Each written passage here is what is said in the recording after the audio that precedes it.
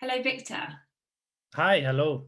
Hi, thank you for joining us today. You're the co-founder and CEO of Sense of Space, and also one of our newest partners at Blend. So I wanted to have a chat with you today and just understand a little bit more about Sense of Space, what you guys are up to, and maybe you could introduce yourself and share some of that. Yes, thank you. So I'm Victor Pardinho. I'm the co-founder and CEO of Sense of Space. And at Sense of Space, we work mostly with volumetric video, but not on the capture side of capturing a volumetric video, but on helping companies doing the content after they did the capture on a volumetric video studio. And we just released a tool that calls SenseXR, which is a volumetric video editor, or you can call volumetric video engine, where anyone can load holograms. Also, that's how we call them. Can load any volumetric videos into the tool, make some editing, just like you edit a 2D video. You can also add audio or normal 3D objects. And then you can publish that to the web and WebAR right away. So with just a click of a button, and everything happens, for you, all the coding that is necessary. Everything happens on the cloud. So we have a cloud system for that. And so you can get to capturing a hologram, to publishing on the web and showing to anyone in the world in like very fast and in a super accessible way. So there's no downloading apps or anything like that. Everything is streamed, and we have several technologies that happens behind the scenes to make that like possible. And so yeah, that's what we do at Sense of Space. We basically help any creator with tools to create volumetric video, hologram, WebAR especially experiences. Great, thank you. Starting to see holograms become more mainstream, from the Robert Kardashian example through to Eurosport, who are increasingly bringing players into the studio as holograms to have post-match interviews, but also to blow out birthday candles and everything in between. So is accessibility at the heart of us seeing more holograms in our day-to-day? And can you talk us through a little bit more of how they're made and why we want to see more of them? How are they different to an avatar or some of the other ways in which we have virtually represented ourselves? Mm-hmm. Yeah, sure. So holograms are not like a new thing. So, and just to explain a bit also, when we say holograms, we mean a 3D representation of a person. So we don't mean here the physics hologram, which is another story, which is the actual core of the word. I like to make that clear always when I talk about holograms. So we are not talking about the physics idea of a hologram. We are talking about representation of a person in a 3D way. So Star Wars was the main, driven piece that made people like have on their minds what is a hologram. So you have Princess Leia asking Luke for help in a hologram being projected by the R2D2. So that's the hologram we are talking about. And since that, I think like humans were always thinking, well, we could all be talking in a hologram way instead of like the Zoom call, for example, that is is a 2D screen. Life is not 2D. So if you have the depth perception, if it is an actual 3D data, just like we have in real life, automatically is way more engaging and the interaction feels more natural and all that. And how they are made. So there are, of course, several ways of doing it. Usually, for example, the Kardashian example, that's basically more like a trick like that they do in theater. So like what we call a pepper ghost. And that has been done since a long time ago in theater, which is basically projecting images on a 45 degrees glass that then seems that is floating, and that is a hologram. But you cannot really walk around. You have to watch in a certain place and don't move too much because it's gonna break. So it works well for a big concert or something like that, but not exactly for what we do. And on volumetric video, though, is actual 3D. So we are not just capturing one angle. It's not a 2D video or a green screen video. It's an actual capture of several angles. And then we catch the data. Like, so imagine a lot of videos from any angle possible. And then using those videos to transform the person into an actual 3D model. So with an actual 3D mesh. And well, actually it doesn't have volume, but it is 3D, and you can walk around and you can come closer, or like if I do like this, I will see the back. So it's not just a trick, it's an actual 3D data. And of course, that's why it's so amazing. And it really feels like it's an actual hologram or an actual real person, because it does have real 3D data going on, and you can walk around, you can interact in a very natural way. So that's the what is exciting about this new technology, and why we call it holograms. And yeah, and the way you see a hologram and you see in front of you, even if you're checking through the phone in AR, is really amazing. If you check on AR glasses, is even more amazing. And in the future, if we have some kind of projection technology that could project a volumetric video in front of you with any kind of glasses or phones, then we are very close to reality. But you mentioned there it's not just people that are being created as holograms. Can you expand on that a little bit more? Just not people. Well, in the case of volumetric video, it can be any human being, or any human being, or any being. So there are like dogs, for example. Dogs are amazing in volumetric video. Like, and we have some demos and some projects actually using dogs that is really cool. Or also objects, but then we are talking about photogrammetry and not volumetric video. So when the object that has been scanned doesn't move, we call is photogrammetry, because it's like taking a lot of pictures, transforming that into a 3D model. When it's moving, it's not a picture, it's an actual video. So it's frame by frame, 3D scanning frame by frame. That's why it's volumetric video, or videogrammetry also, if you want.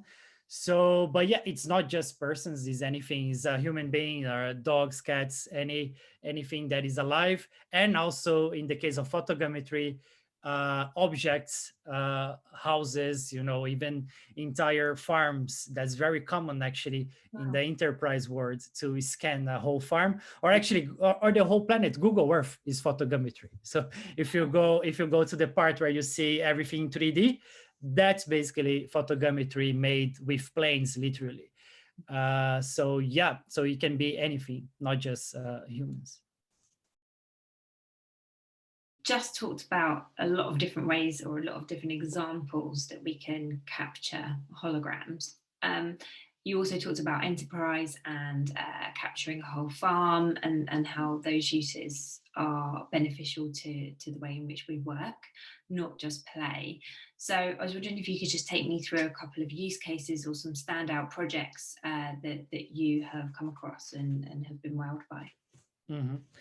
Yes, there are several interesting projects. So it's a fairly new field, and people are just exploring like now. So it's nice because there's no one particular use case, but there are several use cases, and like a lot of experimentation and seeing how what works well, what doesn't really work, or where is the actual core, which are the very useful use cases for the technology. So I don't have one in particular, but I have several in several different use cases. So for example, on the more art world or more artistic experiences, one that probably was a big influence for me, like one of the first ones, called Vestige VR, Vestiges. And it's an experience by Aaron Bradbury doing volumetric video using DepthKit, which is a really nice, accessible capture technology using the Kinect sensor that basically everyone can do. So this is one of the experiences that are still one of my favorites, even though I think it's maybe 3 years old now, but it's extremely powerful. Has a piece that you go in VR and you have this experience. And there you see is like a very dramatic story. And the fact that it is capture people, it's not an avatar, it makes you, it really touches, just for the fact that is an actual person and an actual true story. And it's not even realistic. It's actually quite glitchy and full of effects, but the movement is really real. It's not an avatar, so you feel way more connected. Dimension Studio in the UK have thousands of interesting projects. In like one of my favorites also comes from them. In the augmented reality realm, one that I really love is the Israeli president from Tetavi. So they captured the president of Israel giving a speech during the COVID situation.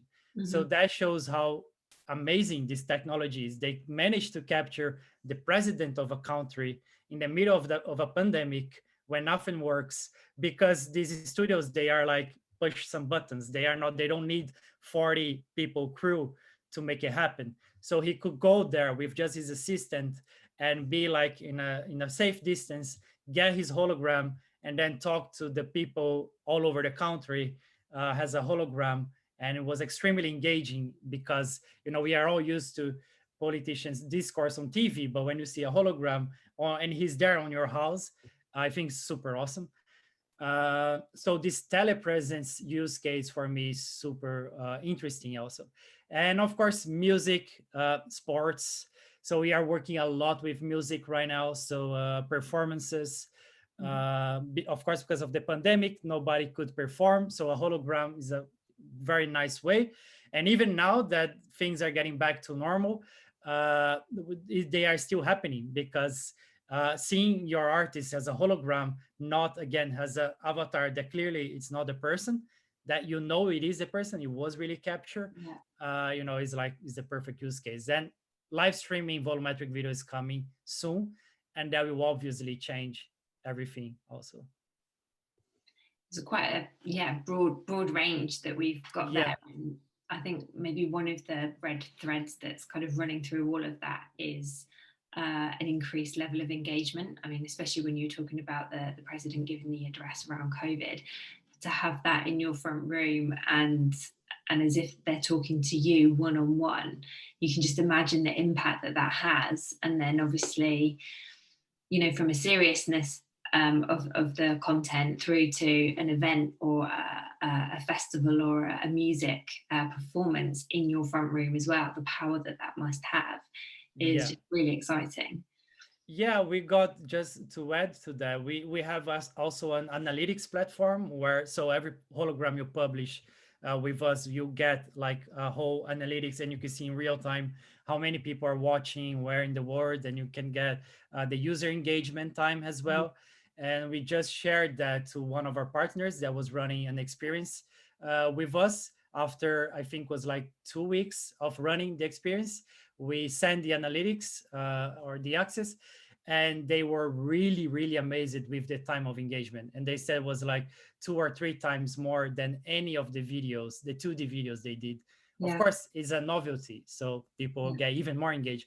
But the human factor, that you connect, even if you do it on your table and the hologram is a miniature, just because it's 3D, is the actual person, it's the engagement, is there, like way more powerful than a 2D screen that you have seen since we were born.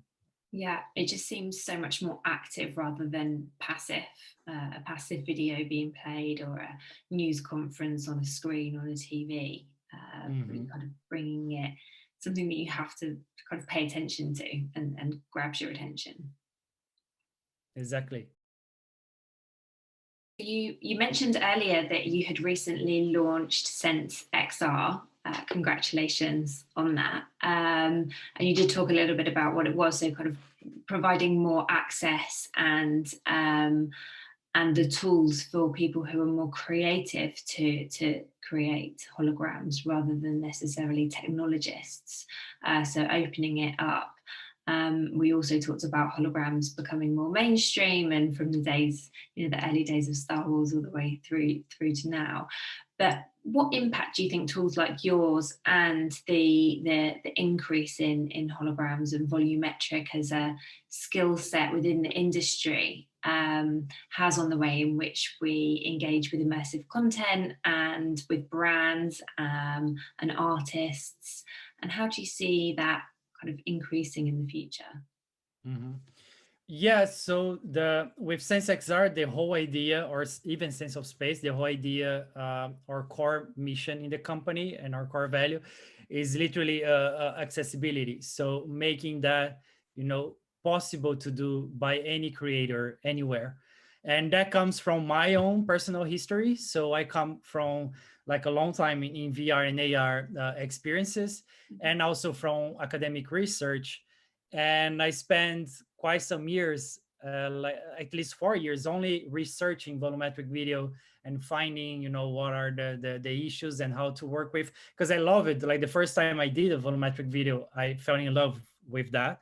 And I have been working with motion capture and like traditional ways of doing it, like before, never happy with it. So it was the first time I was like, wow, this is cool. This I want to do more of this.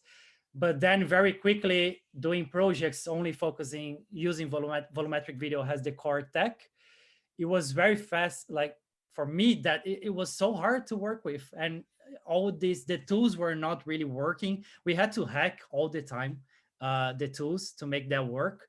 And the gap between the developers and the directors or the script writers, it was so huge that the project was not like would got lost in the meantime. And I also have experience in audiovisual projects and in filmmaking. You really want to be there. You have a story to tell. You want to tell in a certain way. Of course, it changes over time, but the core story needs to be there. And this gap between the tech issues and what the story you want to tell, the tech issues were so big that the story you want to tell is not the same story anymore. Mm-hmm. So then is when I got like so frustrated, and for me it was like, well, someone is going to come up with a tool that at some point that will make everything easy. Then after a year, nothing. After more time, nothing. And then that's when I decided myself, like I will do my own, like I will do my company, I will do my own tools. I got some investors in Finland that were crazy enough to say, well, we give you some money to start and see how it goes. So we started in the beginning of 2019. And yeah, then it was kind of snowball, just like happening and growing, which Mm-hmm. was awesome. And so our mission is still the same, doing something accessible. Of course, capturing is still not that accessible. There are now new tools coming. Holograms is a good example. You can capture a volumetric video with a phone, which is awesome. The capture studios, they are all like dropping down the number of cameras more and more and keeping the high quality, which is going to be also great. So the capture is going there, and now we are now in the phase of like the content creation tools also has to come together. So people don't have 2 years, 3 years of learning curve for the game engines, for example, to do like a fast hologram experience, or they have to outsource, which then they lose the control of the project. So with SenseXR, the idea is that you capture, you just import your data, you edit exactly like editing a 2D video. There's no other logic you need to learn. There's no coding you need to learn. And then you can publish right away, click a button, and you are already there. You click a button, you'll have a QR code already that you can send to the client, and then start building up on that. And then get to the complex things. So get the simple thing first, make that work awesome, sell that, and then start building up to the complex, instead of like thinking of a 3 years complex project that will never really happen. Yeah. So the main for us is to make it accessible, introduce to everyone, show that it is possible. It is possible and simple. And then if you want to make more complex projects, then let's walk together and build towards that. But right now it's possible with SenseXR to just at least get the beginning and publish a hologram.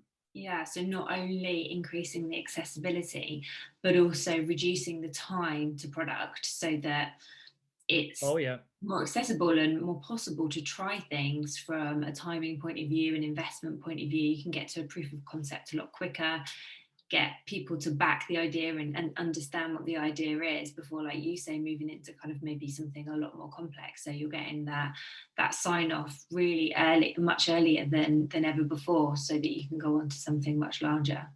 Yes, definitely. And for example, we have projects that before would take more than a month and we can do in a week now. Or we have partners, even capture studios that they needed to wait like for a week to get the data that you capture to send to you to check, and like the Dropbox link, like seriously, do I need to download, import a plugin Unity to check that? Is like a whole hassle.